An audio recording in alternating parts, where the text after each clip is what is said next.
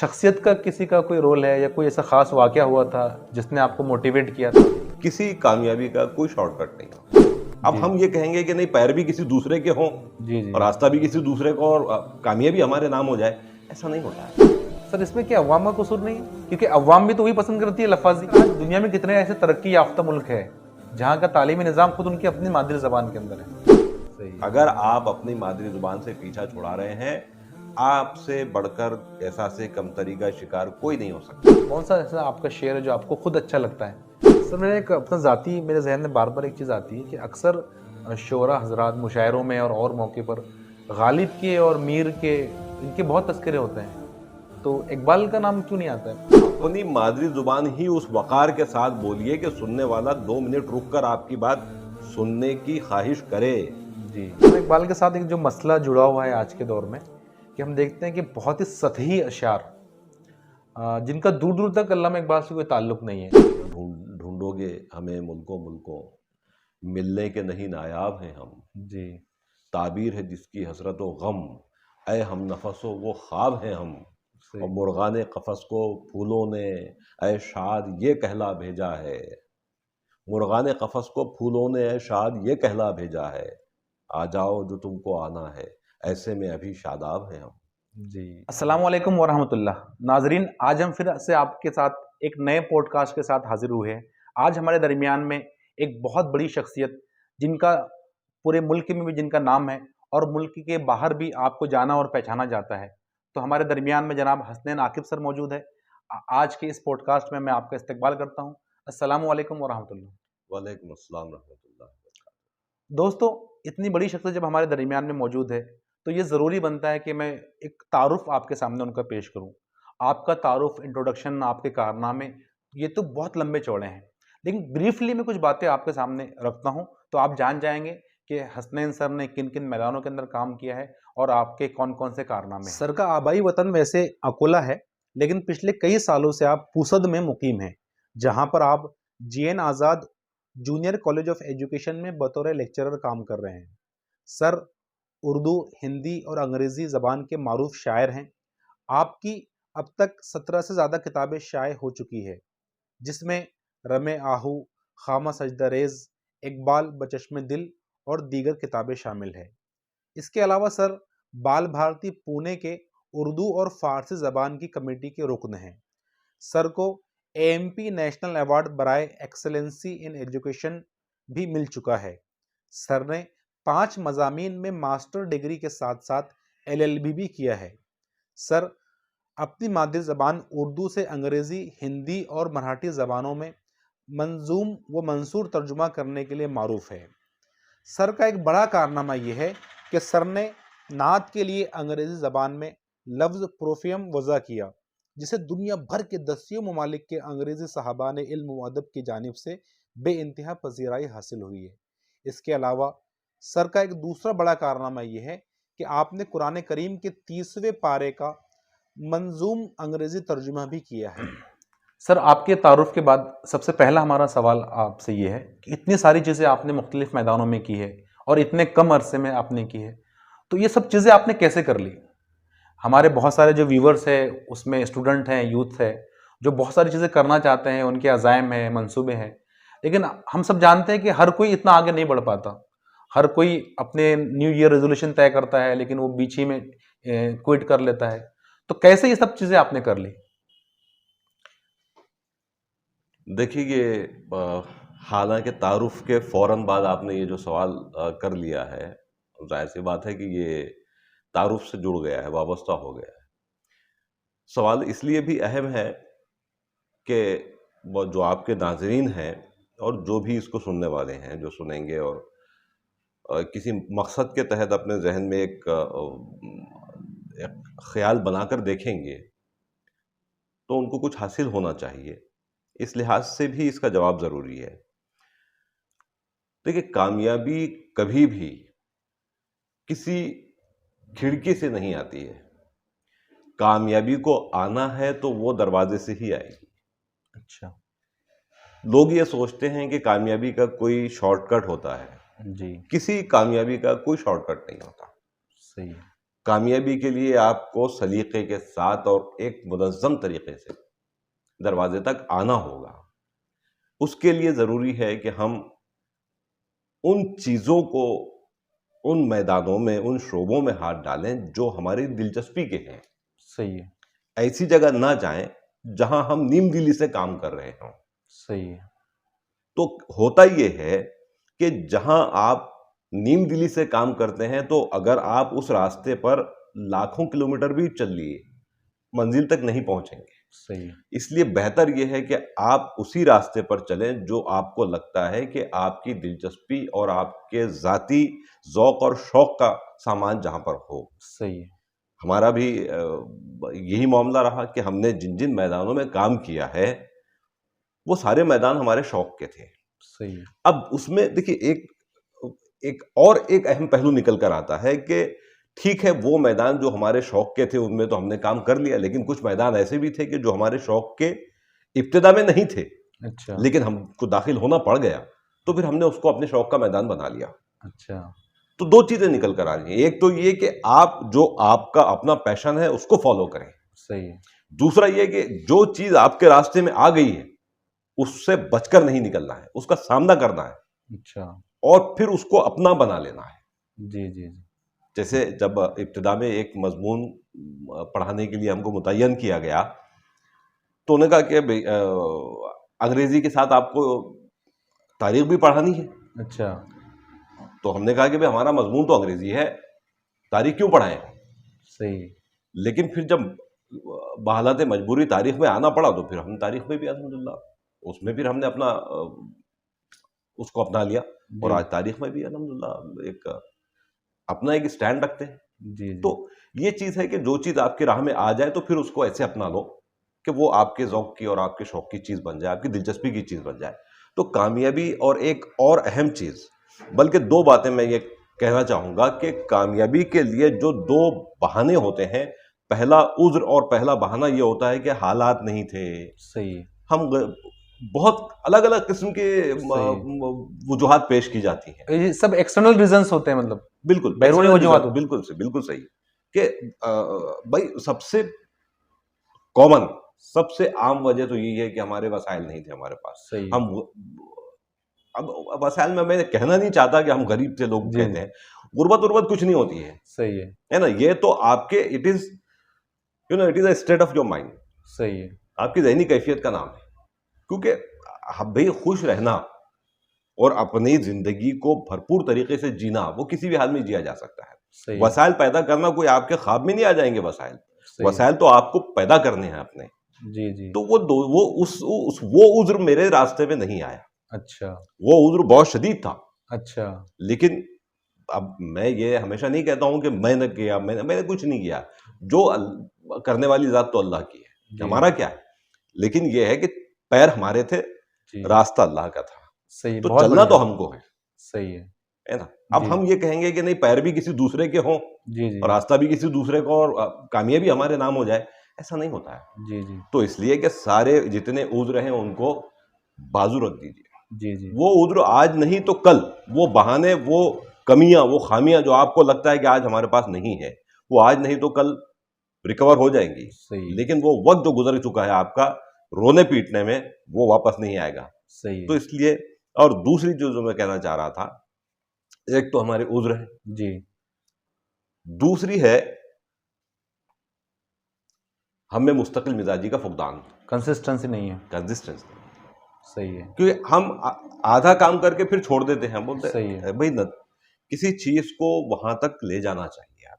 सही है। एक प्रोसेस है, आप उस प्रोसेस का नतीजा तभी देख पाएँगे जब आप उस प्रोसेस को मुकम्मल कर लेंगे। जी, जी। मंज़िल तक आप तभी पहुँच सकेंगे जब आप सफ़र को पूरा तय कर चुके होंगे। सही है। तो आप आधे बीच से वापस आएँ और ये कह दें कि साहब मंज़िल तो मिली ही नहीं, नहीं, बेवकूफ़ी। सही है। मंज़िल उन्हीं का हक़ है जो इसकी तरफ बढ़ें। सही है। फिरते हैं यूँ तो कितने ही मंज़िल के आस-पास। सही है। तो मंज़िल के आस-पास फिरने वालों के लिए नहीं है, रास्ते पर चलकर और मुस्तकिल मिज़ाजी के साथ सही है। वहाँ तक पहुँचने वाले के लिए कामयाबी है। सर, आज के यूथ में एक बड़ा जो एक कमी है वो यही है कि उनके अंदर मुस्तकिल मिजाजी नहीं है, कंसिस्टेंसी नहीं है। थोड़ा कुछ आगे बढ़ते हैं, फिर मायूस हो जाते हैं, उसको छोड़ते हैं, फिर दूसरा कुछ करने की कोशिश करते हैं, उसको भी छोड़ देते हैं। हालाँकि मुस्तकिल मिज़ाजी कामयाबी का एक बहुत अहम एक खूबी है जो नौजवानों के अंदर होनी चाहिए। बिल्कुल सही, बिल्कुल सही। असल में एक बात ये भी है कि हम जिस ज़माने के से गुज़र कर आए हैं जी, और आज का जो ज़माना हम देख रहे हैं 21वीं सदी का ज़माना, तो ये कहीं न कहीं कदरें बदली हैं, जी, वैल्यूज़ तब्दील हुई हैं। उसकी जी, वजह ये है कि हमारे वक़्त मोबाइल नहीं था। जी, जी, हमारे लिए सबसे बड़ी अय्याशी तो टीवी थी जी, जी, और वो भी बगैर चैनल की। सही है, आज तो हमारे पास अब ये हुआ कि एक ज़माने में मैं शिकायत करता था कि टीवी खराब कर रही है। अब देखते हैं तो टीवी तो बेचारी बहुत मजबूर होकर पड़ी है। सही अब है, मोबाइल खराब कर रहा है। सही है। तो असल हमारी नस्ल को जी, जी, जो चीज़ खराब कर रही है वो मोबाइल का सही होना। है, मोबाइल क्या कर रहा है कि हमको बेमकसद बना रहा है, हमारी सही ज़िंदगी है, को। नई नस्ल की ख़ास तौर से ज़िंदगी को, वो बेमकसद बना रहा है। सही है। अब क्या कर रहे हैं? जब आप बोले हैं कि भई बताइए कि जितने भी उसके यूज़र्स हैं, उसमें से 90% जो है बेमकसद उसको ब्राउज़िंग करते हैं। सही है, तो फिर आपका 90% एनर्जी और 90% आपका टाइम, जो ह्यूमन रिसोर्सेज़ हैं, वो तो जी, आपके ज़ाय हो रहे हैं। सही है, और फिर ये नव यही 90% शिकायत करते हैं। सही है। आप दीगर अक़वाम को देखिए, हमारे साथी जो रहते हैं बिरादरान वतन, जी, जी, उनको देखिए, तो वो इस्तेमाल करते भी होंगे तो उनके पास पूरा डिसिप्लिन्ड उनका टाइम टेबल है, एक शेड्यूल है सही है। कि कितना इस्तेमाल करना है, किस मकसद के लिए इस्तेमाल करना है। जी, अगर वो जी, करते भी हैं तो मकसद के तहत करते हैं। जी, जी, इसीलिए आज भी आप देखें कि उनके यहाँ सिविल सर्विसेज़ में जी, देखिए या दीगर मैदानों में देखिए, वो बराबर अपने मकासद को हासिल करने के पीछे सही, पूरी तगदो करते हैं। सही है, तो ये सारी चीज़ें हैं, हमको भी नई नस्ल को इस चीज़ का ध्यान रखना चाहिए कि अपनी तज़ी औकात ना की जाए। सही। सर इसमें जैसे आपकी कामयाबी के बारे में बात हो रही है, तो कोई शख्सियत का किसी का कोई रोल है या कोई ऐसा ख़ास वाक़या हुआ था, जिसने आपको मोटिवेट किया था, इस मैदानों के अंदर आगे बढ़ने या फिर आपकी सेल्फ इंटरेस्ट इसके अंदर था? हाँ, ये सवाल तो बहुत अहम है। देखिए 2 पहलू होते हैं हर सवाल के। एक एक जैसे कहा आपने कि जो पर्सुएट करने वाला कोई होगा, जी। जिससे तहरीक मिली होगी, जी, जी। तो कोई मेंटर होगा कोई? कोई मेंटर होगा या कोई, तो मुझे बहुत अफ़सोस के साथ ये कहना पड़ता है। अब ये भी एक बात है कि मैं इस पर अफ़सोस करूँ या नहीं करूँ। जी। ये मेरा ऑप्शन है, लेकिन मुझे नहीं करना चाहिए और मैं ज़्यादा करता भी नहीं हूँ। क्योंकि फिर ये होगा कि यही मैसेज आपके नाज़रीन को भी जाएगा कि नहीं, अफ़सोस करना चाहिए। अच्छा, कोई मेंटर नहीं रहा। हाँ, अच्छा, मेरे घर में मेरे दादा हज़रत, हज़रत मीरवास खान साहब रहमतुल्लाह अलैह, मेरे वालिद साहब, यही मेरे मेंटर्स थे। अच्छा। इनसे जो कुछ मैंने हासिल किया है, बहुत कुछ हासिल किया है। लेकिन चूँकि जैसे वो रस्मी तालीम के इदारे नहीं थे। जी, जी। रस्मी तालीम के इदारे तो आपकी घर की चारदीवारी से बाहर होते हैं। सही है। तो वो कमी मैं आज भी सोचने के लिए बैठता हूँ। बहुत से बच्चों से आज मैं पूछता हूँ कि बहुत से बच्चे भई बोल देते हैं मेरे बारे में, कहते हैं कि भी सर हमारे आप हमारे फ़ेवरेट मौल्लिम हैं। तो मुझे अच्छा लगता है, अच्छा इसलिए लगता है कि खुश इसलिए होता हूँ, मुतमईन होता हूँ, खुशी जी। से ज़्यादा, कि चलिए मैं अपना काम कर पा रहा हूँ। लेकिन मुझे याद नहीं आता है कि मैं अपने किस मौल्लिम का नाम लूँ। अच्छा, कोई शबीह, कोई तस्वीर मेरे ज़हन में उभरती नहीं है अच्छा, कि किसी से मैं मुतासिर हुआ होऊँगा। अच्छा, अच्छा। भई बुनियादी तौर पर तो मैं साइंस का तालिब इल्म था। जी, जी। लेकिन मेरे एक मुअल्लिम थे, उनकी सेक्शन बंद होने वाला था और अच्छा, उनको तलबा की तलाश थी, तो 10वीं पास होते ही उन्होंने सबसे पहले, मैं अपना स्कूल लीविंग सर्टिफ़िकेट लेकर घर जा रहा था, तो वो दरमियान में मिल गए। उन्होंने वो लीविंग सर्टिफ़िकेट घर पहुँचने से पहले मेरे हाथ से ले लिया। कहा अच्छा, कि रख कुछ दिन मेरे पास और बाद में साइंस में दाखिला लेना। उन्होंने मेरा दाखिला आर्ट्स कॉलेज में करवाया। अच्छा। फिर हम आर्ट्स के ही हो गए। हालाँकि आपको साइंस में पढ़ना था? साइंस में पढ़ना था मुझे। अच्छा। तो ये डिसीज़न आपके लिए मतलब मुफ़ीद साबित हुआ या फिर क्या? हाँ, ये देखिए, मुफ़ीद खुद से साबित नहीं हुआ, वो जी। साबित करना पड़ता अच्छा। है ना? वाला जी। हो सकता है कि भई अगर साइंस में अगर हम जाते तो कुछ उस ज़माने में बीएससी वगैरह भी बहुत बड़ी बात थी जी, जी। और फ़ौरन जॉब लग जाती। जी, जी। लेकिन हम चूँकि साइंस नहीं कर पाए, जी, तो जी। बहुत एक वक़्फ़ा लग गया। जी, जी। लेकिन बहरहाल जहाँ हम गए, कुछ तबीयत भी हमारी फ़नकाराना थी, जी। है ना? तख़्लीक़ी नौइयत के फ़िक्र थी हमारी।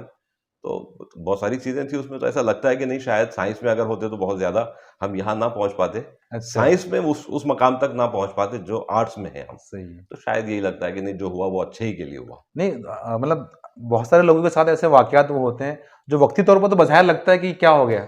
लेकिन बाद में फ्यूचर में जाकर पता चलता है कि ये हमारे हक़ में बेहतर ही था। बिल्कुल, बिल्कुल, बिल्कुल। सर अभी हमने कंसिस्टेंसी पर बात की, मुस्तकिल मिज़ाजी पर बात की। तो इस रास्ते में, इस पूरे आपके सफ़र के दौरान में कभी ऐसा हुआ है कि आप भी थोड़ा-सा मतलब मायूस हो गए हैं या अपसेट हो गए हैं या आप कम हिम्मती महसूस करने करने लगे? देखिए, अगर उस रास्ते पर जहाँ आज यहाँ आकर बैठा हूँ, आपने पहले इब्तिदा में कहीं ये कहा था कि अभी इतने कम वक़्त में आपने कैसे कर लिया ये जी। सब? कम वक़्त नहीं लगा, ये साढ़े 3 दहाइयों का सफ़र है ये। अच्छा, ये माशाअल्लाह। 35 वर्षों का सफ़र है ये। जी। मतलब जद्दोजहद के 35 सालों का। अच्छा, तो ये कोई 35 साल का अरसे में 2 नस्लें जवान हो जाती हैं। सही है। तो ये एक सफ़र है मुसलसल, और अगर थक कर, मायूस होकर अगर पलट जाते तो शायद कहीं नहीं होते। जी। तो आज आपने कहा कि भी बैनुल अक़वामी सतह पर ये तो अल्लाह का करम है कि यहाँ बैठकर अगर हम अपनी तख्लीकियत से या अपनी चीज़ों से, हमारे अपने इससे हम मुल्क की सरहदों को पार करके अगर हम कहीं एक आलमी सोसाइटी का हिस्सा हैं, तो ये सब उसी की वजह से जी, जी। है ना? मुस्तकिल मिजाजी के साथ। तो दरमियान में ज़ाहिर-सी बात है कि हालात सख्त होते हैं, तो वो फितरी बात है, कोई फरिश्ते नहीं हैं हम, जी, और ना ही हम पत्थर हैं। सही है। मैं भी इंसान हूँ, कोई पत्थर तो नहीं, कैसे कह दूँ कि गम से घबराता नहीं। बहुत खूब। तो वो तो जब हालात होते हैं, आपके आँखों के सामने अंधेरा दिखाई देता है, जी, तो ज़ाहिर-सी बात है कि अंधेरा एक, लेकिन मैं इसको ये मानता हूँ कि अंधेरा रोशनी के ना होने को कहते हैं। सही है, रोशनी आ गई, अंधेरा खत्म हो गया। सही है, तो इंतज़ार करना पड़ता है कि सही, रोशनी आ जाए, और सही, रोशनी आती है। सही है। हर रात के बाद सवेरा जी, जी, सही है है। ना? हर रात के बाद सवेरा। नाज़रीन सर के बारे में आपने अभी सुना। यकीन मानिए आप दुनिया की जितनी बड़ी शख्सियत का आप मुताला करेंगे, उनके बारे में आप पढ़ेंगे, सुनेंगे, तो किसी शख्सियत के बारे में आप ये नहीं पढ़ेंगे कि उसके साथ में हालात हमेशा साज़गार रहें, कभी उस पर मुसीबतें नहीं आईं, कभी वो चैलेंजेज़ उसके अंदर उसको सामना नहीं करना पड़ा। बस नाकाम लोग और कामयाब लोगों में फ़र्क ये होता है कि जब उनके ऊपर मुसीबतें आती हैं, जब परेशानियाँ आती हैं, चैलेंजेज़ आते हैं, तो वो उसको फ़ेस करते हैं, जो लोग कामयाब होते हैं। उसका मुकाबला करते हैं, डट जाते हैं और कुछ अरसे के बाद जैसे हालात साज़गार होते हैं, वो फ़ौरन से अपनी मंज़िल की तरफ आगे बढ़ते हैं। लेकिन जो नाकाम लोग होते हैं, वो डर जाते हैं, वो घबरा जाते हैं, वो अपने आप को किस्मत को कोसने लगते हैं, रिग्रेट करने लगते हैं और वो पीछे हट जाते हैं। सर, ये बहुत सारी चीज़ें आपने अभी अपने बारे में बयान की। वैसे तो और बहुत सारी बातें हो सकती है, लेकिन हमको कुछ और बातें भी करनी है। आप जैसे उर्दू ज़बान के आप एक शायर हैं, एक अदीब हैं। तो लेकिन हम देखते हैं कि आज मतलब उर्दू हालांकि हमारी मादरी ज़बान है, लेकिन दिन ब दिन ऐसा हो रहा है कि उर्दू से मतलब हम ऐसा लगता है कि जान छुड़ाने की कोशिश कर रहे हैं और उर्दू ज़बान दिन ब दिन जो है मतलब उसकी वैल्यू कम होते जा रही है। इस पर आप क्या कहेंगे? देखिए, मैं वैसे तो मेरा मज़मून अंग्रेज़ी है, अच्छा। लेकिन मैंने बड़े-बड़े कौमी और बैनुल अक़वामी प्लेटफ़ॉर्म से फ़ख्र के साथ ये कहा कि मुझे खुद इस बात पर फ़ख्र है कि मैं उर्दू मीडियम का तालिब इल्म रहा। अच्छा, माशाल्लाह। लोग पूछते थे और हैरान होते थे कि भी आपका अंग्रेज़ी में इतना काम है, जी, तो ये तो हम देखते आए हैं कि अंग्रेज़ी मीडियम के भी तलबा नहीं कर सकते। मैंने कहा, देखिए, किसी ज़ुबान में काम करने का मतलब ये नहीं होता कि आप उस ज़ुबान की तहज़ीब में रच बस जाएँ। सही है। आपको ज़रूरी नहीं है अंग्रेज़ी में काम करने के लिए कि आप अंग्रेज़ी मीडियम से पढ़े रहे हों, तालीम याफ़्ता हों, या फिर ये भी ज़रूरी नहीं है कि आप इंग्लैंड जाकर 10-20 बरस रहकर अंग्रेज़ बनकर आएँ। जी, जी। ज़ुबान 3 से 6 महीने का अमल है, अच्छा, कोई भी ज़ुबान सीखना। मतलब तो किसी भी लैंग्वेज को 3 से 6 महीने में सीख लिया जा आराम से, अच्छा, है ना? जो हमारे ख़ास तौर से उन ज़ुबानों के लिए कह रहा हूँ, कोई ये कह सकता है कि भी कुछ ज़ुबानें ऐसी हैं कि जो एक तवील अरसे के बाद भी नहीं सीख सकते हैं। तो मैं उन ज़ुबानों के बारे में नहीं कह रहा हूँ जो हमारे अतराफ़ पाई नहीं जाती। जी, जी। वो ज़ुबानें चूँकि वो हमारे अतराफ़ जो ज़ुबानें पाई जाती हैं, बोली जाती हैं, पढ़ी जाती हैं, मैं उनके ताल्लुक से कह रहा हूँ, और अंग्रेज़ी उसकी ख़ास फ़ोकस यही है। जी, अंग्रेज़ी उसकी वाज़ेह मिसाल है कि अंग्रेज़ी, बताइए हमारे वक़्त में अंग्रेज़ी खाल-खाल सुनने को कहीं मिलती थी। सही है। अब आज आपके घरों में अंग्रेज़ी, आपके टीवी पर अंग्रेज़ी, यहाँ तक के फ़िल्म एक्टर्स के जो इंटरव्यूज़ होते हैं, उसका 70% अंग्रेज़ी में इंटरव्यू होते हैं। सही है। उनका जो ऑडियंस है, जी, जी। वो हिंदी या मकामी हिंदुस्तानी ज़ुबानों वाला है, सही है। और वो उनका इंटरव्यू 70% अंग्रेज़ी में हो रहा है। जी, जी। तो कहने का मतलब ये है कि ज़ुबान सिर्फ़ एक 3 से 6 महीने का अमल है, जो अगर आपके अतराफ़ बोली जी। जाती है। जी, जी। और अंग्रेज़ी कोई बड़ी बात नहीं है। तो उसके लिए ज़रूरी नहीं है कि आप अपने बच्चे को अंग्रेज़ी तहज़ीब में डाल दें। जी। उसमें उसको उसमें उस तहज़ीब में वो रच बस जाए, जी, जी। तो ऐसा नहीं होना चाहिए। दूसरी ये कि आपको अपनी मादरी ज़ुबान के तईं उसके लिए आपको एक एहसास तफ़ाख़ुर होना चाहिए। जी। जब तक आपको एहसास नहीं होगा कि नहीं, I am proud of my language, जी, जी। Urdu is my language. सही है। अभी अंग्रेज़ी का मैं जुमला ये दानिस्ता कह रहा हूँ मैं। सही है। तो आप, क्योंकि ऐसे ही बोला जाता है। जी, अब जी। कोई ये नहीं कहता है कि भई मुझे बहुत अपनी ज़ुबान पर फ़ख्र है, जी, और जी। आई एम प्राउड। सही है। ये एहसास कमतरी की अलामत है ये। सही है। अगर आप अपनी मादरी ज़ुबान से पीछा छुड़ा रहे हैं, आपसे बढ़कर एहसास कमतरी का शिकार कोई नहीं हो सकता है। सही है। क्योंकि ज़ुबान को मादरी ज़ुबान इसीलिए कहा है कि आपको अपनी माँ से जैसी मोहब्बत और उनसियत होती है, उस ज़ुबान से भी वैसी ही मोहब्बत होनी चाहिए। सही है। और अगर आप पीछा छुड़ा रहे हैं, तो आप सोचिए कि आपका दर्जा क्या है सही है। ज़ुबान के ताल्लुक से। सही है। तो ये एक चीज़ है। दूसरी बात ये है कि जो ख़ास तौर से मैं ऐसे जो हमारा प्रोग्राम देख रहे हैं, उनसे मैं ये भी कहना चाहूँगा कि एक इतने बरसों के तवील सफ़र में मैं मुसलसल मुशाहिदा करते हुए और मुताला करते हुए इस नतीजे पर पहुँचा हूँ कि बच्चे को उसकी मादरी ज़ुबान में तालीम देना ही उसका हक भी है, अच्छा। और उसका हासिल भी उससे जो होगा आपको, वो जी। मादरी ज़ुबान में तालीम देने के बाद ही आपको रिज़ल्ट हासिल होगा उसका।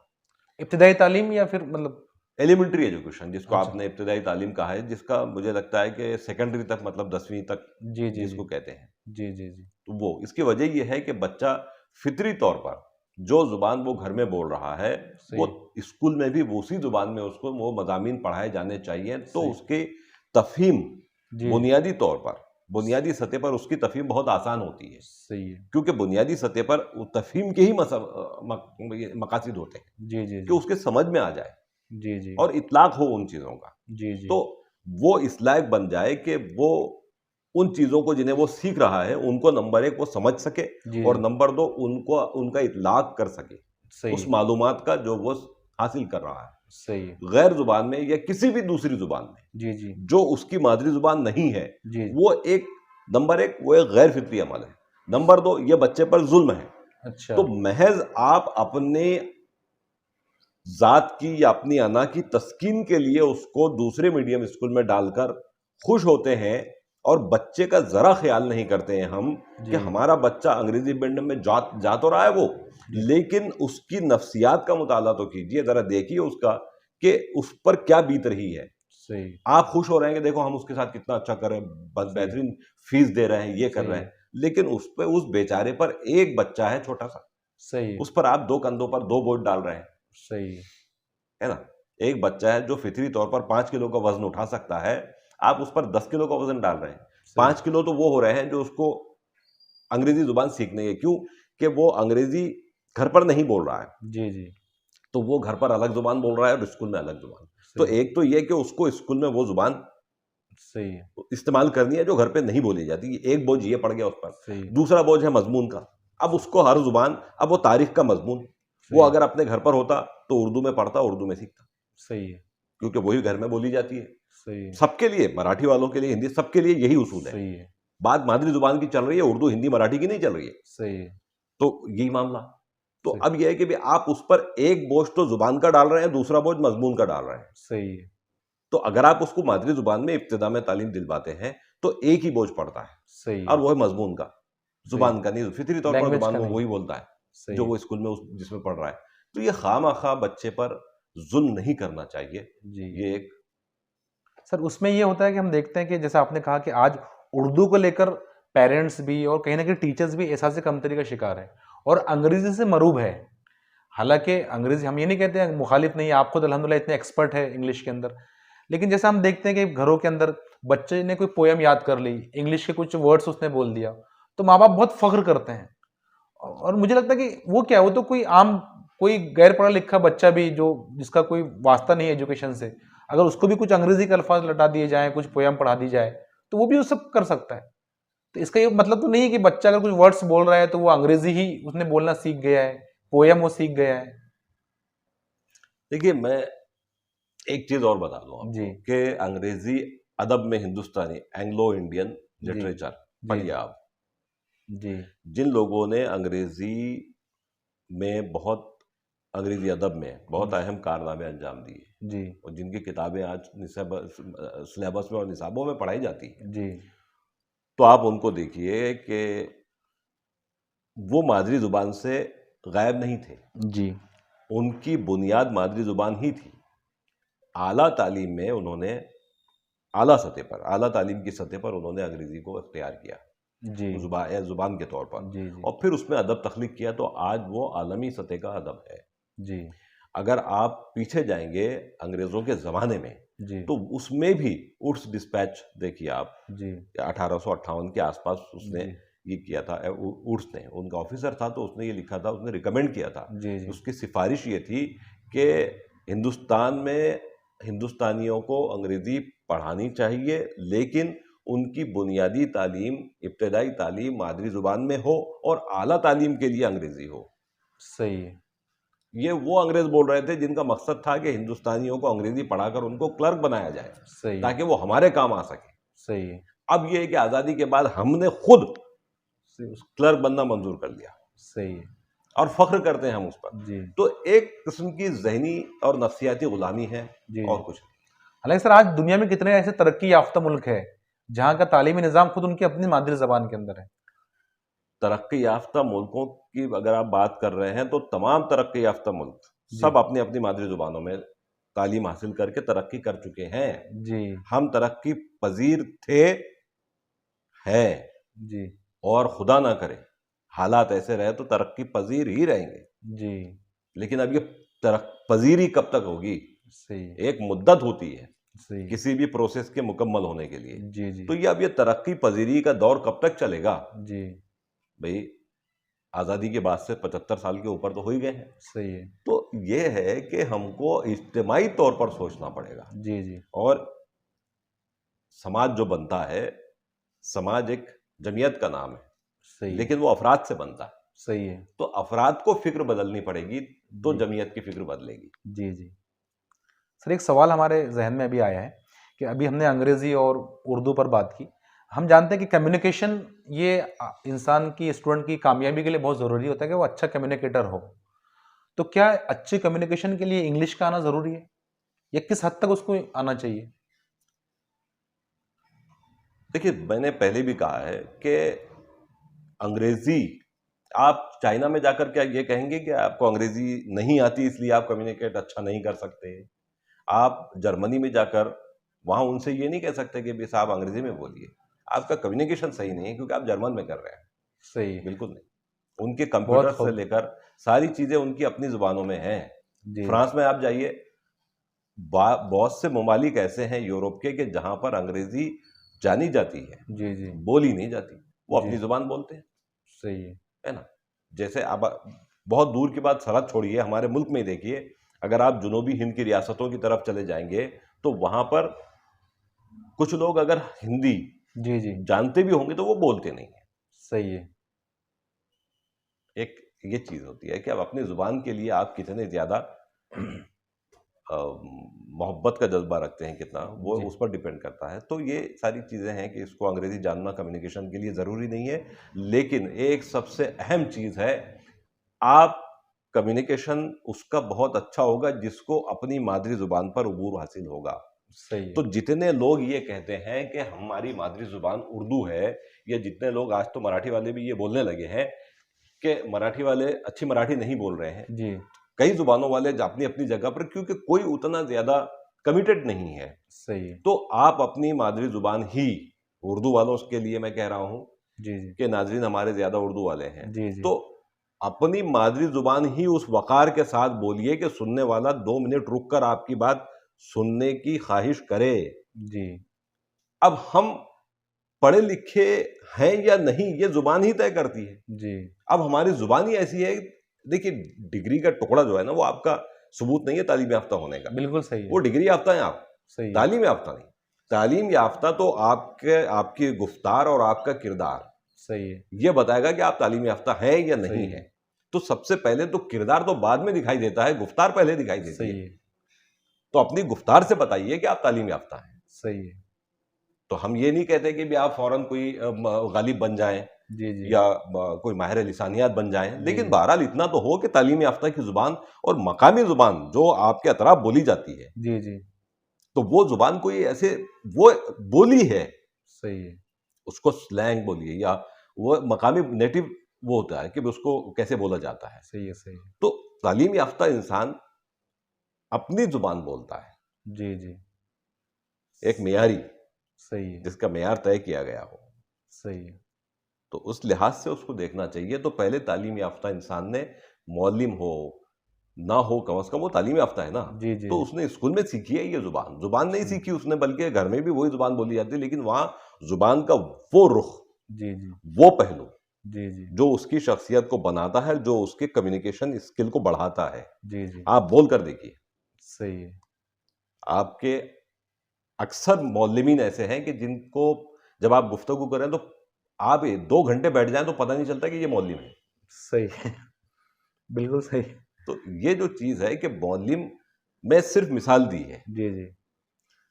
सर, आपने अभी मौल्लिम की बात की है, तो एक और सवाल मैं आपसे पूछना चाहता हूँ, अगर आप इसका जवाब दें, कुछ अपने ख़यालात का इज़हार करें कि उर्दू पर हमने बात की है, तो उर्दू मीडियम स्कूल पर भी मैं आपसे कुछ पूछना चाहता हूँ कि उर्दू मीडियम स्कूल की बहुत सारी खूबियाँ भी हैं, ऐसा हम उनका इनकार नहीं करते हैं, लेकिन जो ख़ामियाँ हैं, उसको हम कैसे दूर करें? ख़ुसूसन जो एकेडमिक हवाले से जो कमियाँ पाई जाती है, दूसरा डिसिप्लिन की कमी है, तीसरे सफाई-सुथराई बच्चों के अंदर नहीं है, स्कूल के अंदर नहीं है। टीचर्स में कहीं न कहीं आपस के अंदर जो थोड़ा-सा ग्रुप वाला जो मामला है, आपस में बनती नहीं है।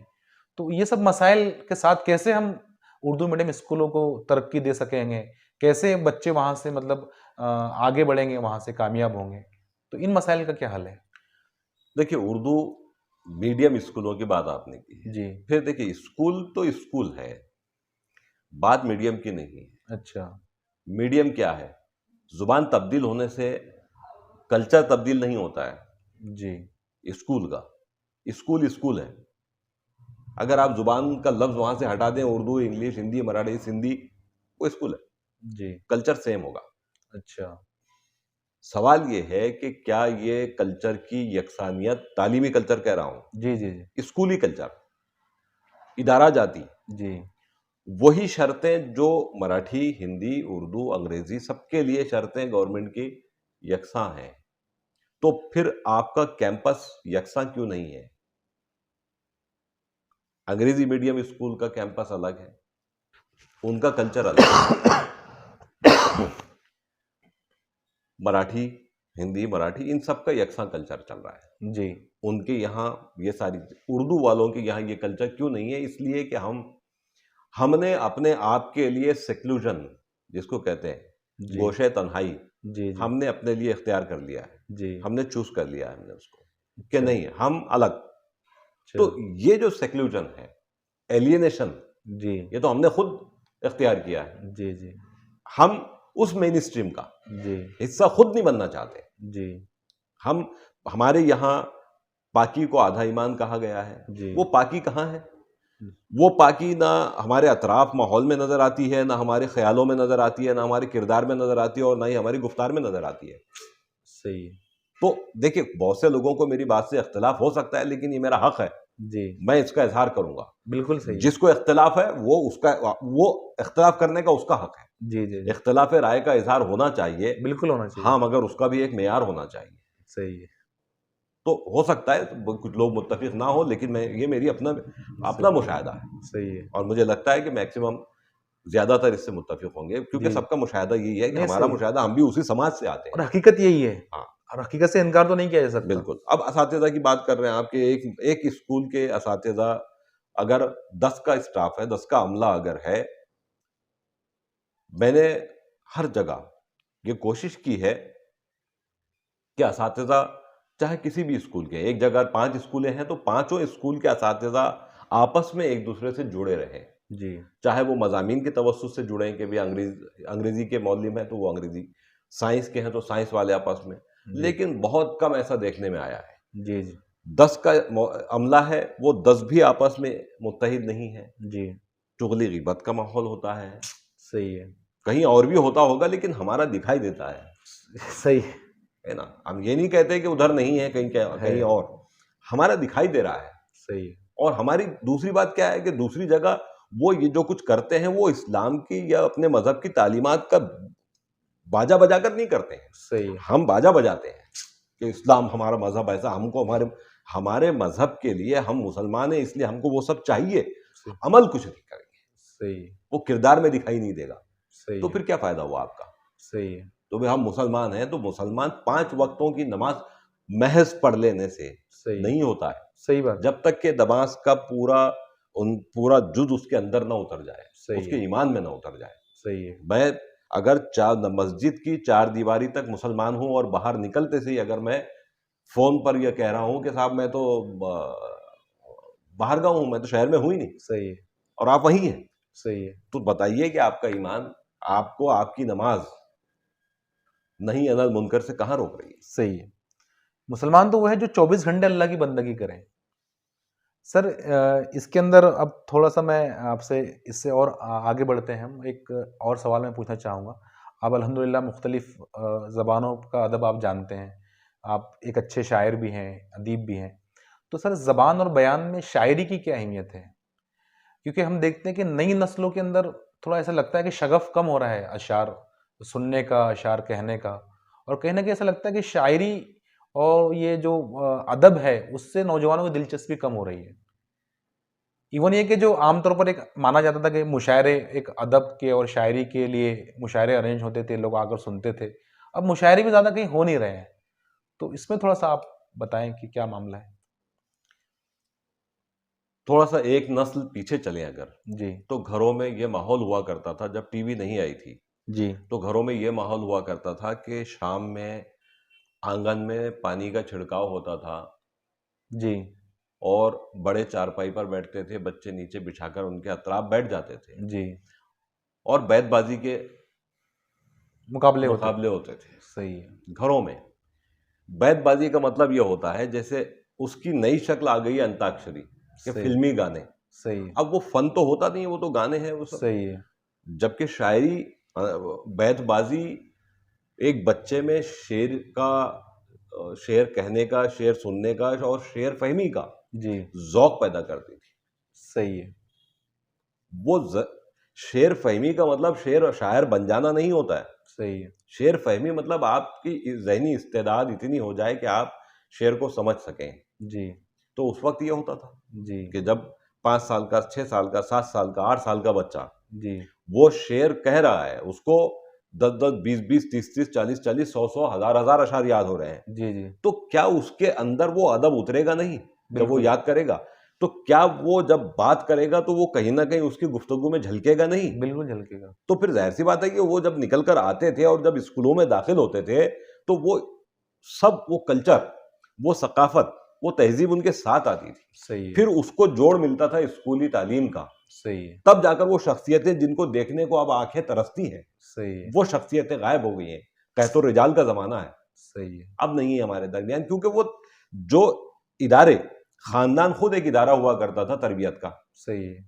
तो ना स्कूल वैसे रहे और ना ही ख़ानदान वैसे रहे। जी, जी, तो अब वो शेर व शायरी के लिहाज से भी अगर देखें तो वो ये इन इस माहौल के फुक़दान की वजह से अब सही है, वो चीज़ें नहीं हैं हमारे बच्चों में।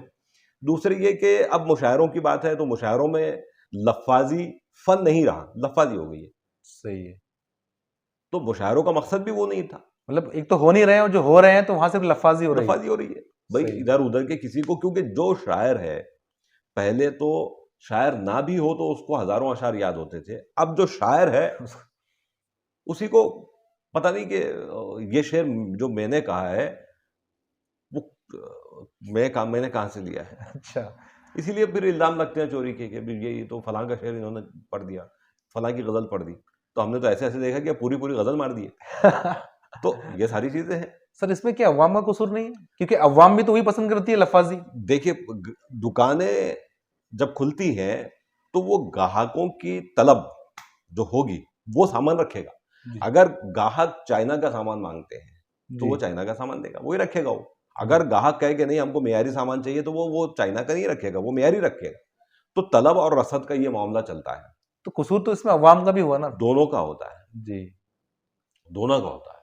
अगर कोई मुझसे कहे कि गैर मेयारी चीज़ मैं पेश करूँ, जी, भई अगर आप मुझसे कह दें कि सर एक ऐसे ही कोई गैर मेयारी ऐसी ही चालू चीज़ पेश कर दीजिए। जी, जी। मैं फ़िल्म इंडस्ट्री में नहीं गया, सही है। कुछ चांसेस थे। जी, जी। मैं ये नहीं कहता कि बुलावे पर बुलावे आ रहे थे, जी, जी। लेकिन कुछ थे, थे ऑफ़र्स थे। मौके थे। तो मैंने कहा साहब वो मुझसे नहीं होता है, सही, मेयार से गिरकर लिखना नहीं होता है। सही है। तो उससे अच्छा कि हम इस दुनिया से दूर भले, जी, लेकिन हम जो कुछ हैं, वो जी, हम हैं, जी, जी। जो कुछ भी हैं। सही है, तो कम से कम ये हमारी शिनाख्त है। सही है, समंदर में जाकर अगर कतरा, तो वो कतरा नहीं रहता सही है, फिर वो ज़म हो गया उसमें। तो सही है। हर शख्स की कुछ हटकर बनने की जो शुरू से जो हमारी जी, वो जी। तड़प रही है, तो वो आखिर तक बरकरार रहनी चाहिए कि नहीं हम कोई आम इसका हिस्सा नहीं है सही है, और ना ही हम आम बनने के लिए पैदा हुए हैं। सही है, क्योंकि ये सलाहियतें जो अल्लाह ने दी हैं, वो इसलिए दी हैं कि हमको ख़ास बनाना था उसको। सही है। अब उसको ख़ास बनना जी, जी, और बने रहना, ये जी। हमारा ऑप्शन है। सही है, अब जो नहीं आम इसमें मिल जाता है, वो उसका वो खत्म हो जाता है। सही है। तो ये सारी चीज़ें हैं। सर हम वापस से कुछ पर्सनल आपके बारे में बात करते हैं। आपने इंग्लिश ज़बान में भी शायरी की है, उर्दू के अंदर भी की है। तो आपने अपना पहला शेर कब कहा? देखिए ये ये सवाल अपने साथ कई चीज़ें लेकर आ रहा है। बात निकलेगी तो फिर दूर तलक जाएगी। जी, लोग बेवजह उदासी का सबब पूछेंगे, वगैरह-वगैरह ये जी, पूरी नज़्म है, कफ़ील आज़र साहब की, जी, जी, बड़ी खूबसूरत नज़्म है।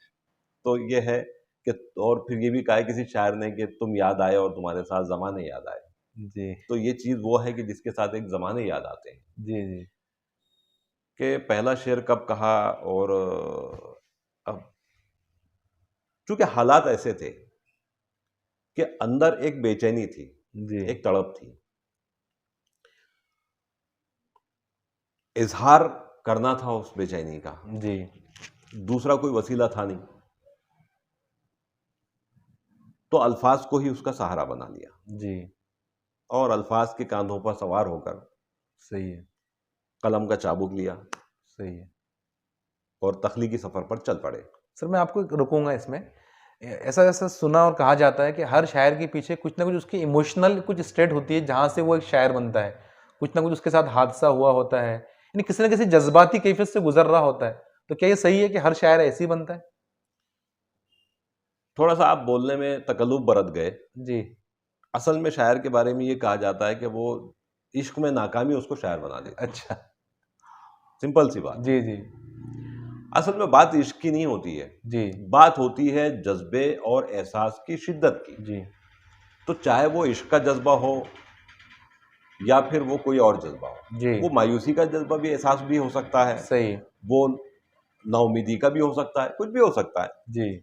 हमारे साथ इश्क-विश्क का चक्कर नहीं था। अच्छा। हमारे साथ जो मामलात थे वो जद्दोजहद भरी ज़िंदगी के मामलात थे।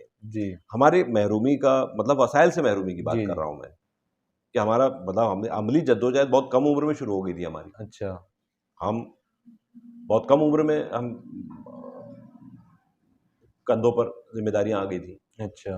तो एक जो हमारी तालीम हुई है, आला तालीम, वो काम करते-करते हुई है।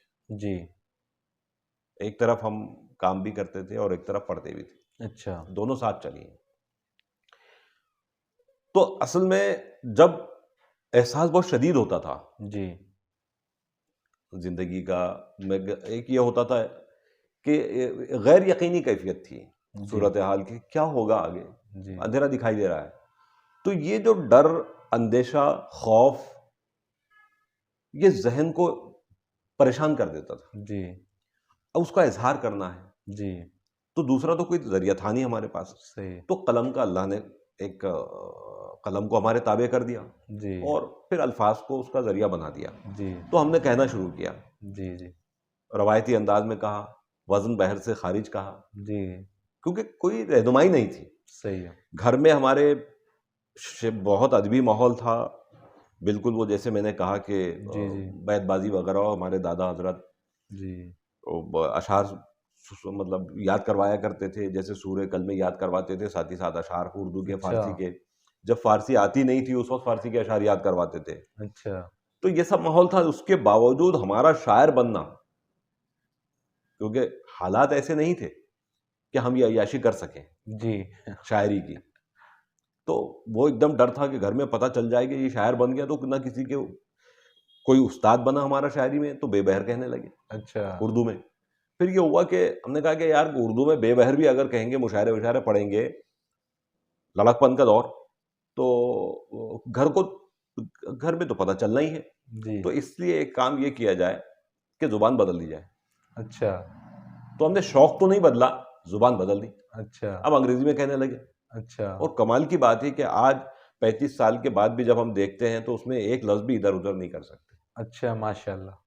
और उस वक्त भी जो अंग्रेजी के हमारे प्रोफेसर्स, मतलब हमारे प्रोफेसर्स नहीं, जो शहर में अंग्रेजी के जी। जी। प्रोफेसर्स थे, हम कहीं ना कहीं जब कहने लगे तो उनको दिखाया, तो उन्होंने बहुत कहा कि ये तुम, तो तब से कहते थे कि यार तुम्हारी अंग्रेजी बहुत अच्छी है। तो अच्छा। हमारी समझ में नहीं आता था कि उर्दू मीडियम का जी। तालिब इल्म उसकी अंग्रेजी कैसे अच्छी है। जी। जी। तो अंग्रेजी में हमने कहना शुरू किया, शायरी बराह रास्त। और कभी भी मैंने ऐसी आज़ाद शायरी मैंने अंग्रेजी में भी नहीं की जी। जी। कि नसरी शायरी, जिसे आजकल जी। अंग्रेजी में जिसको नसरी शायरी करके शायरी कह दिया जी। जाता जी। है, वो है, जी। उससे इनकार नहीं है, वो भी एक अलग किस्म है, उसकी सिन्फ है। जी। जी। लेकिन ये कि आज़ाद हमने मतलब। उस वक्त से जी। जी। वज़्न बहर में जो मीटर बोलते हैं, प्रोसोडी बोलते हैं उसको जी। अंग्रेजी जी। शायरी की, उसमें की हमने शायरी। जी। जी। जी। जब हमको उसको बहुत ज़्यादा सेंस नहीं था, तो ये सब फितरी चीज़ थी, ये वदियत थी, ये जी। अल्लाह जी। का खास करम था ये। जी। तो जी। इस तरह से शायरी की शुरुआत हुई। तो अच्छा। पहले शेर कौन सा कहा, वो बेबहरा शेर था, गज़लें या जो कुछ भी कहते थे तो वो जी। बेबहरी थी, इसलिए कुछ याद नहीं रहा। अच्छा। अच्छा। लेकिन अंग्रेजी में जो कहा तो वो नज़्में कहनी शुरू की। जी। जी। तो अंग्रेजी में शेर कोई अलहदा उसकी किसी शेर की शिनाख्त नहीं होती है ऐसे जैसे उर्दू में होती है, अच्छा। क्योंकि अंग्रेजी शायरी मजलिसी शायरी नहीं होती है जी। जी। कि आपने एक शेर अलग गज़ल की तरह उसको सुना दिया, जी। जी। नज़्म होती है। जी। जी। तो इसलिए वो सर, उसमें आपने तो बहुत सारे अशआर कहे हैं, तो नाज़रीन भी थोड़ा ये सुनने का एक शायद उनको इंटरेस्टेड होगा कि आपका अपना मतलब इतने सारे जो अशआर आपने कहे हैं, कौन-सा ऐसा आपका शेर है जो आपको खुद अच्छा लगता है? खुद आप उससे महज़ूज़ होते हैं? वो शेर, खैर एक शेर की बात है तो मैं एक शेर सुना देता हूँ कि जिसको, जो मेरी ज़िंदगी की तर्जुमानी करता है जी। कि और थोड़ा-सा बिखर जाऊँ, जी। यही ठानी है, अच्छा। और थोड़ा-सा बिखर जाऊँ, यही ठानी है। ज़िंदगी मैंने अभी हार कहाँ मानी है। माशाअल्लाह, बहुत खूब। तो अगर बस ये ज़िंदगी की अब पूरी कहानी यही है हमारी, अच्छा। कि अगर हार मान लेते हैं तो फिर हम तो चैलेंज करते हैं ज़िंदगी को। जी। जी। जी। तो हमारी शायरी में अगर आप देखेंगे तो ज़िंदगी के बहुत सारे इस तरह के चैलेंजेस मिलते हैं। जी। जी। सर, किसी और शायर का ऐसा कोई शेर जो आपको बहुत अच्छा लगता हो?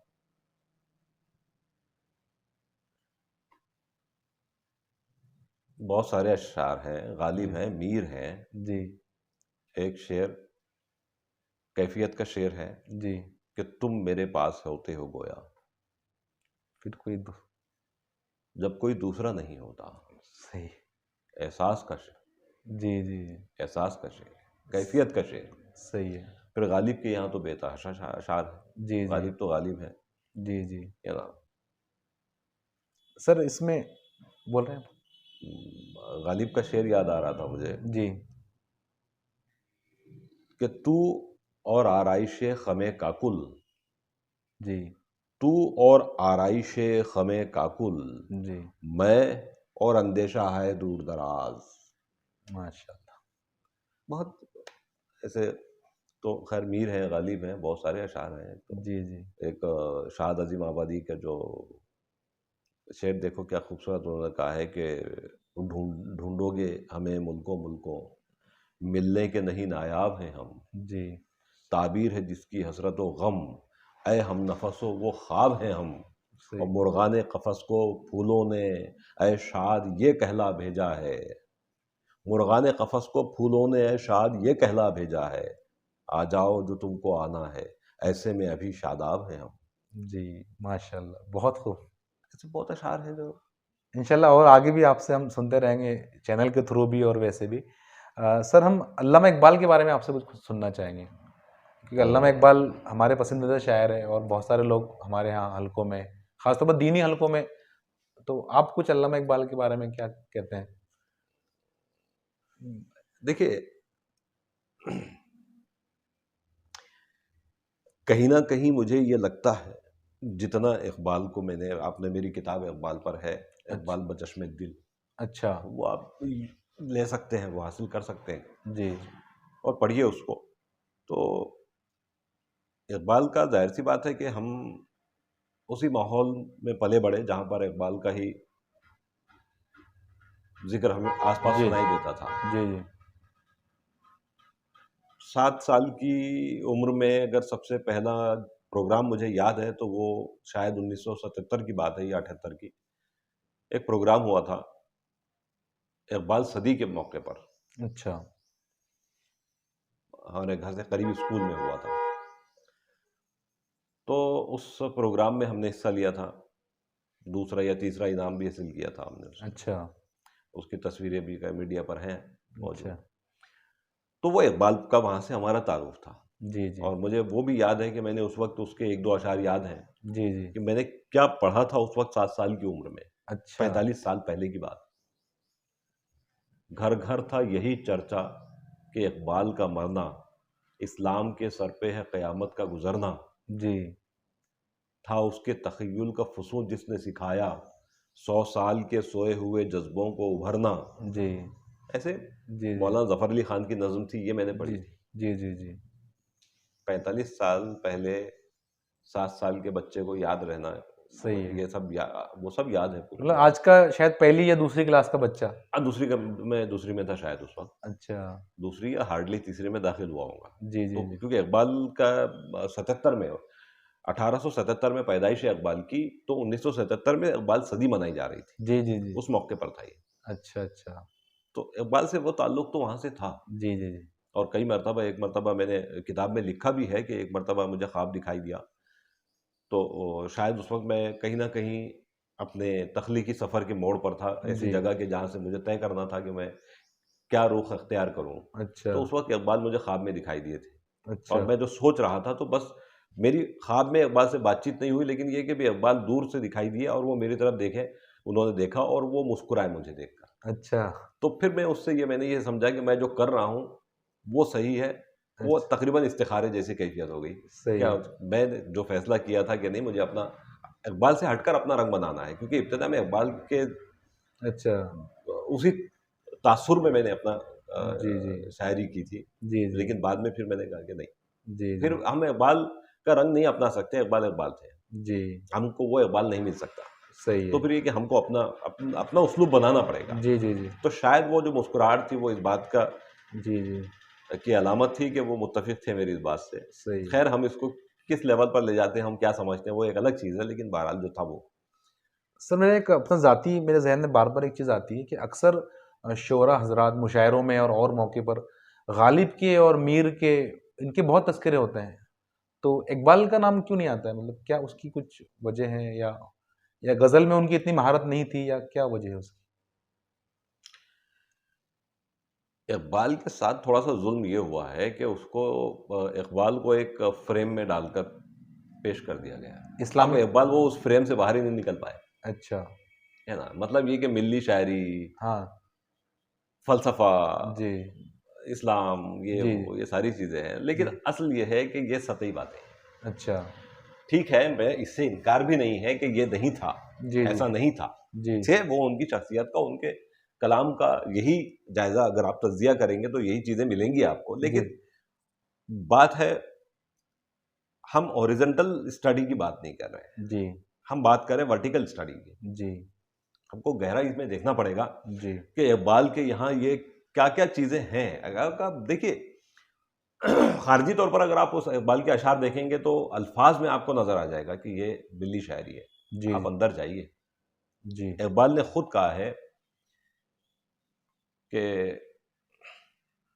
अल्फ़ाज़ के पेचों में उलझते नहीं दाना, जी, सही है। अल्फ़ाज़ के पेचों में उलझते नहीं दाना, ग़व्वास को मतलब है सदफ़ से कि गोहर से? गोहर से, सही है। अब हम सदफ़ गिन रहे हैं, गोहर कहाँ गोहर है? का तो अल्फ़ाज़ के चक्कर में पड़ना नहीं है। जी, जब आप अल्फ़ाज़ के चक्कर में पड़ेंगे तो माना इग्नोर हो जाते हैं। जी, जी, जी, उसमें क्या निकल कर आ रहा है? जी, कोयले ही की कान से हीरा निकलता है। सही है। अब ये हमारा ज़ौक़ नज़र है जी, कि हम कोयला निकालते हैं या हीरे की तलाश में मज़ीद गहरा जाते हैं। सही है। तो इक़बाल के यहाँ भी बहुत सारी चीज़ें ऐसी हैं जो मशहूर हैं, जी, लेकिन उसके आगे की चीज़ है इक़बाल। सही है। अब भई इक़बाल को वली बना दिया गया, इक़बाल को फ़लसफ़ी बना दिया गया, इक़बाल को मुफ़क्किर बना दिया गया, इक़बाल को अल्लामा बना दिया गया। जी, इक़बाल को शायर भी तो सही है। है ना? तो वैसे खालिद शायर के तौर पे इक़बाल को देखा जाए, तो जी, वो चीज़ें निकल कर आएँगी जो हम उन जो टैग्स हैं, जी, जी, जो टैग लगे हुए हैं जी, ये, जी, इन टैग से हटकर थोड़ा-सा हम बात सही है। करें, है ना? ये चीज़ होती है। सर, अल्लामा इकबाल के साथ एक जो मसला जुड़ा हुआ है आज के दौर में, कि हम देखते हैं कि बहुत ही सतही अशआर जिनका दूर-दूर तक अल्लामा इकबाल से कोई ताल्लुक नहीं है, लेकिन वो ऐसा लगता है कि वो अशआर अगर दीनी है, तो इकबाल ही का होगा। और इवन है कि अच्छे-अच्छे हलकों में अच्छे-अच्छे मुकर्रिरीन से हमने ये बात सुनी है। एक मर्तबा ऐसा हुआ कि प्रोग्राम के बाद में हमने वो जो थे मौलाना आए उनको हमने कह दिया कि ये अल्लामा इकबाल का नहीं है, तो चिढ़ गए वो। तो इसकी क्या वजह है? ऐसा क्यों होता है? इसकी वजह जो मैंने पहले कहीं किसी सवाल के जवाब में बात कही है कि जी, हमारे पास वो जो बैतबाजी के मुकाबले होते थे, जी, उससे होता ये था कि भी इक़बाल बच्चे को पढ़ते-पढ़ते इक़बाल के या मीर के या जिगर के या मोमिन के या दाग के, ये अशार पढ़ते-पढ़ते बच्चे को उन शायरों के अशार की या शायरी के उस्लूब की पहचान हो जाती थी। जी, तो वो पहचान लेता है कि नहीं, ये इस तरह की लफ्ज़ियात और इस तरह का उस्लूब ये जिगर का नहीं हो सकता, ये इक़बाल का ही है। जी, क्योंकि उसको याद है ना, सही है। अब मुताला ही नहीं है। जी, तो अब जिन उलमा की भई आपने मिसाल दी है आलिम साहब की, उनकी अकेले की बात नहीं है, कई हाँ, ये तो ओवरऑल बात। एक बड़ा गिरोह है। जी, तो ये सब वही लोग हैं जी, कि जिनको शेर की परख नहीं है, जिनका मुताला नहीं है, जी, जिन्होंने इक़बाल को भी नहीं पढ़ा और किसी और को भी नहीं पढ़ा। जी, अगर आप इक़बाल को नहीं पढ़ते और किसी और को ही पढ़ ले तो समझ में आ जाता है कि भई ये इससे अलग चीज़ है। सही है। तो थोड़ी-सी जैसे हम बाज़ार में जाते हैं, तो 3 तरह के, अगर आप सेब ले रहे हैं, तो 3 तरह के वो कहता है कि भई एक ये 150 है, ये 140 है और ये 120 है। जी, वो उसी लॉट का माल होता है, वो सिर्फ़ छाँट लेता है। सही है, तो शायरों के भी उनके उस्लूब के लिहाज़ से छँटाई हो जाती है। सही है, लेकिन चूँकि मुताला ही नहीं है, सही है, ज़ौक़ भी नहीं है और शेर फ़हमी भी नहीं है, सही है, लेकिन शेर कहना है, सही है, तो फिर ये ऐसे ही हाल होते हैं। सही है, सोशल मीडिया ने तो और ज़्यादा सही इक़बाल को उनके बेचारे तड़पते होंगे कब्र में कि सही है, भई क्या कैसे कैसी चीज़ें मेरे नाम से, सही है। गालिब के नाम से। लेकिन इक़बाल तो सबसे ज़्यादा बेचारे मज़लूम हैं, जी, जी, क्योंकि गालिब-वालिब का तो ख़ैर वो समझ में आता है कहीं न कहीं, बहुत जी, सारे लोगों का गालिब का भी मुताला होता है, किसी न जी, किसी गैर मुस्लिमों का भी होता है बेचारों को। जी, लेकिन ये है कि भी हमारा इक़बाल का इक़बाल तो ऐसी चीज़ है कि उनकी लफ्ज़ियात बड़ी आसानी से समझ में आ सही है, जाती हैं कि ये इक़बाल नहीं है, सही ये है। इक़बाल हैं। जी, जी, भई मैंने अपने बच्चों की तरबियत के दौरान उनको वो मशक़ करवाई है जी, जी, कि बेटा देखो, अगर ये चीज़ें इस तरह हों तो ये इक़बाल का नहीं हो सकता। सही है, तो अभी आप मेरे बच्चे को बुलाइए और उसको 2-4 अशआर सुनाइए और बोलिए कि इक़बाल के, वो बोल देगा नहीं है, ये नहीं है। सही है, क्योंकि इक़बाल की लफ्ज़ियात अलग है, मिज़ाज अलग है इक़बाल की शायरी का, सही है। उसलूब अलग है। जी, जी, तो वो सारी चीज़ें होती हैं सही। जिस पर हमको गौर करना चाहिए। जी, तो ऐसे ये सोशल मीडिया की बीमारी है जी, जी, कि इकबाल की कोई भी चीज़, क्योंकि नाम तो देना है ना, जी, तो आप कुछ भी ऊट-पटांग तुकबंदी कर दें जी, और डाल दो नाम नीचे इकबाल, जी, हो जी, गया। कहाँ है इकबाल आने वाले हैं वेरीफाई करने के लिए? सही है। ये सारी चीज़ें हैं, तो ये नहीं होता, ये गलत बात है ये। जी, जी, वो एक मुताला होना चाहिए, सही। शेर फ़हमी होनी चाहिए, जी, जी। तो ये सब। सर, अब आखिरी में हम 1-2 सवाल रह जाते हैं, जो आपसे आपके ज़ाती मामलात के मुताल्लिक है। आपके 2 बड़े कारनामे का मैं ज़िक्र करना चाहूँगा। एक तो ये कि आपने नात के लिए अंग्रेज़ी में एक लफ़्ज़ वज़ा किया है, प्रोफियम, और दूसरा आपने 30वें पारे का जो मज़मूम तर्जुमा किया है, पोएटिक ट्रांसलेशन किया है। तो इसके बारे में नाज़रीन को थोड़ा ब्रीफ़ली बताएँ। हमारा तो इरादा ये है कि इंशाअल्लाह आइंदा कभी मौके से हम बाकायदा इस पे स्पेशल प्रोग्राम करेंगे। लेकिन एक ब्रीफ़ आप थोड़ा-सा दे दें इसमें, बिल्कुल। कि इसका ख़्याल कैसे आया और ये कैसे आपने किया? हाँ, ये सवाल मैं खुद भी चाहूँगा कि इस सवाल पर मैं एक बात करूँ। पहली चीज़ जो थी वो कुरान पाक का जो 30वां पारा था, उसके तर्जुमे की बात थी। जी। असल में शुरू से मुझे ये ख़्याल था कि अब हमारी परवरिश जो हुई है वो दीनी माहौल में हुई है। जी, जी। तो देखिए, मैं ये नहीं कहता अमली तौर पर हम इबादत के एतबार से क्या है, लेकिन बहरहाल वो हमारी अंदर रूह जो है वो, जी, जी। और हमारे फ़िक्र पूरी इस्लामी है। जी, तो अल्हम्दुलिल्लाह। इसलिए जब अदब भी हमने कहना शुरू किया, अदब अदब में जब दाखिल हुए, तो उस वक़्त भी जब अंग्रेज़ी में लिखना शुरू किया, तो एक बात हमारे हमेशा ज़हन में रहती थी कि जो सलाहियतें अल्लाह ने दी हैं, जितनी नेमतें अल्लाह ने दे रखी हैं, उन सब का हिसाब होना है। सलाहियत जो दी है, वो भी नेमत है, उसका भी जी, हिसाब होगा। तो जी। हम सोचते थे कि अंग्रेज़ी शायरी से अल्लाह के दीन की क्या खिदमत कर सकते हैं हम? जी, जी। तो क्या कर सकते हैं बताइए? मतलब उस ज़माने में तो आज के जैसा ब्रॉड सोचते हैं हम, उत उस वक़्त सोच इतनी वसी नहीं थी। जी, तो उस वक़्त सोचते थे कि भई अंग्रेज़ी शायरी और दीन की खिदमत, क्या करेंगे इससे? जी, कोई सब नज़र नहीं आता था कोई राग। जी। तो बस इसी सोच में रहते थे। अच्छा। फिर यहाँ आ गए, और यहाँ आकर फिर थोड़ी-सी फ़राग़त ज़हन को नसीब हुई, जी, तो फिर वो फ़िक्र बरकरार रही अपनी जगह, जी, जी। कि इसका क्या किया? मतलब क्या कर सकते हैं इससे? जी, अंग्रेज़ी शायरी कर रहे हैं अंग्रेज़ी में, और इससे क्या करेंगे हम? तो फिर बैठे-बैठे किसी रोज़ ऐसा ख़्याल आया कि एक काम करते हैं कि कुरान पाक के जो सूरतें हैं, पहले वहीं से शुरू करते हैं, छोटे-छोटे सूरों से, तो उनको मंज़ूम तर्जुमा करना शुरू करते हैं जी, अंग्रेज़ी में। उसकी शुरुआत की, जी। और पहले सूरह फ़ातिहा और चारों कुल, अच्छा, इनका किया। तो इस अच्छा। तरह 5 हो गए। जी, काफ़ी दिन तक वो पढ़े रहे। जी। तो भी समझ में नहीं आया अच्छा। कि भई ये तो कर शौकिया, मतलब कर तो लिया, जी, जी, लेकिन अब इसका मतलब क्या किया जाए? ऐसा जी, कुछ, क्योंकि खुद को एक्सपोज़ करने का कोई वो जी, था नहीं शौक ऐसे। फिर बाद में एक वक़्त के बाद फिर ख़्याल आया कि इसको अधूरा क्यों छोड़ा जाए? जी, आगे बढ़ते हैं। जी, जी, फिर सिलसिला शुरू किया, और फिर पूरे जो 30वां पारा था, उसके जितने भी सूरे थे, चूँकि वो छोटे-छोटे थे, जी, जी, और अंग्रेज़ी में हमारा कोई आलिम तो हम नहीं थे, जी, जी, हाफ़िज़ भी नहीं थे, जी, जी, लेकिन वो जितने सूरे याद थे या जितने छोटे-छोटे सूरे हैं, तो मकसद ये था कि इनको इनका कम्युनिकेशन हो जाना चाहिए, जी, अंग्रेज़ी दानों के तक। जी, जी, ये इस सूरत में पहुँच जाएँ कि उनको कुरान का भी ज़ायक़ा मालूम हो जाए कि ये कुरान है। जी, जी, मैसेज भी पहुँच जाए उसका, और वो शायरी के अंदाज़ में। अंदाज़ में पहुँच जाए, कि जी, भई जी, वो चाहे किसी भी बहाने से वो इस्लाम को जान लें, पढ़ लें, जी, जी, चाहे शायरी के ज़रिए से। सही है। एक ख़्याल था वो। तो फिर एक-एक सूरा लेकर फिर पूरा जो 36 सूरे हैं, जी, वो पूरे किए, जी, जी, और शेरी तमाम जितने जी, जी, लवाज़मात थे, जी, कोशिश यही की कि वो कहीं कमी ना रहे, क्योंकि अच्छा, अल्लाह का कलाम है। सही है, सही उसका, है, अल्लाह के कलाम का वक़ार भी मजरू ना हो तर्जुमे में, सही है। और मंज़ूम जब कर रहे हैं तो उसमें भी, जी, वो जी, सारी चीज़ें रही। फिर जब ये कर लिया, तो ख़्याल आया कि जैसे ईमान के लिए ज़रूरी है कि ला इलाहा इल्लल्लाह मुहम्मदुर रसूलुल्लाह, सही है, तो अल्लाह के रसूल सल्लल्लाहु अलैहि वसल्लम की रिसालत का इक़रार भी सही है। जैसे ईमान के लिए ज़रूरी है, तो फिर अदब में जब हम ये कर रहे हैं, ये काम कर रहे हैं, तो इसके साथ-साथ फिर अल्लाह के रसूल सल्लल्लाहु अलैहि वसल्लम के लिए अंग्रेज़ी में शायरी में हम क्या कर सकते हैं? अच्छा। तो उसमें उस वक़्त कोई प्रेसिडेंट या मिसाल सामने नहीं थी जी, जी, कि क्या करें? अच्छा। तो फिर ख़्याल आया कि यार हम जैसे उर्दू में या दीगर ज़ुबानों में उर्दू से जुड़ी हुई हम्द कहते हैं, तो अल्लाह के रसूल के लिए नात कहते हैं। जी, तो अंग्रेज़ी में तो ऐसा कोई निज़ाम है नहीं, जी, जी, तो हमने कहा कि चलो अंग्रेज़ी में शुरुआत करते हैं। जी, जी, तो वहाँ से शुरुआत की। अच्छा। तो पहले सोचा कि ढूंढेंगे क्या है।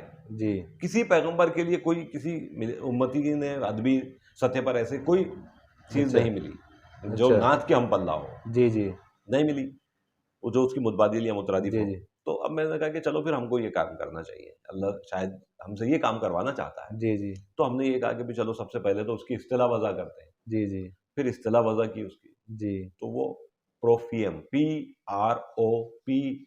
PROPHIEM, अच्छा प्रोफियम। जी जी बहुत सारे लोग उसका तलफ़ुज़ में कहीं, जी हालाँकि इस पर तो बहुत अभी अल्हम्दुलिल्लाह काफ़ी जगह बात हो रही है, जी जी कई ममालिक में बात हो रही है। अच्छा तो इस पर भी कहीं न कहीं, अच्छा तो ये प्रोफियम को कोई प्रोफेम बोल रहा है, मतलब कई अच्छा बेचारे अक़ीदत से बोल, लेकिन चूँकि सामने नहीं है उनके, तो तो सर इसको यूनिवर्सली इसको एक्सेप्ट कर देखिए लिया हमारा काम था पेश कर देना, जी जी है ना? हालाँकि मैंने इब्तिदा में ये कोशिश की है, जी टेक्निकली उसमें क्या प्रॉब्लम्स हैं, उसकी अच्छा एक शर्त ये है कि आप जितना ज़्यादा कसीरुल इस्तेमाल हो, जी जी तो वो उसको वो आगे आप बढ़ गया ऑफ़िशियली और टेक्निकली आप उसको उसमें जी अब होगा, हमारा जी काम हमने कर दिया, जी जी जी है ना? जी सर वाकई ये बहुत बड़े कारनामे हैं दोनों सुपुर्दम बतु माया ख़ेशरा, तू दानी हिसाबे कमो बेशरा।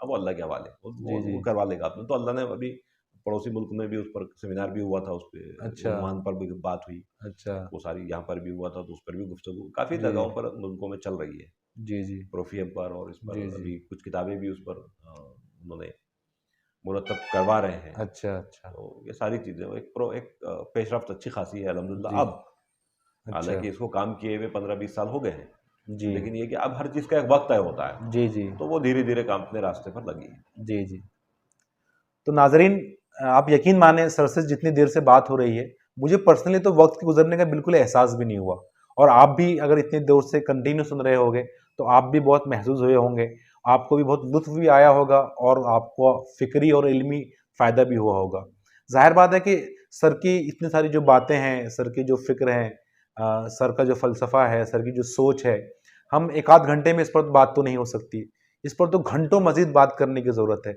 तो इंशाल्लाह हम कोशिश करेंगे कि आइंदा भी सर को हम इस चैनल के थ्रू सर को मदऊ करें और मुख्तलिफ़ पहलुओं पर सर से बात होते रहें आपका भी मैं सर का भी बहुत शुक्र अदा करता हूँ कि सर ने इतने अपने कीमती वक्त से हमको वक्त निकाल कर हमारे साथ सर जुड़े रहे हैं हमसे बहुत सारी बातें की और आपका भी शुक्र अदा करता हूँ आपका भी शुक्रिया अदा करता हूँ कि आपने भी इस पूरे प्रोग्राम को सुना आप कमेंट करके ज़रूर बताएं कि आपको ये प्रोग्राम कैसा लगा जज़ाकल्लाह शुक्रिया